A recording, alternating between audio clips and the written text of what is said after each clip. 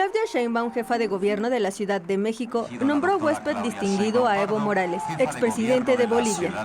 Durante el evento, señaló que la posición de dar asilo político a Morales es la reivindicación de la mejor tradición de México en la política internacional.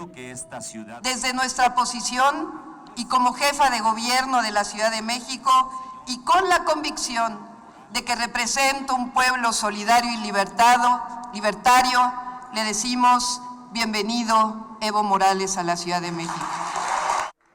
Informó que esta tradición está reconocida en el artículo 20 de la Constitución de la Ciudad de México.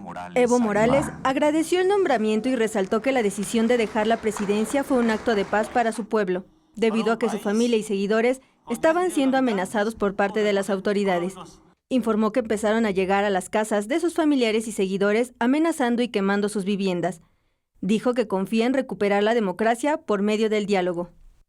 Mi delito es ser primer presidente indígena de Bolivia. Mi delito es haber implementado programas para los más humildes.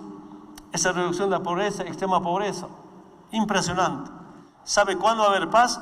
Solo se garantiza la paz cuando hay justicia social. Sin justicia social no va a haber paz.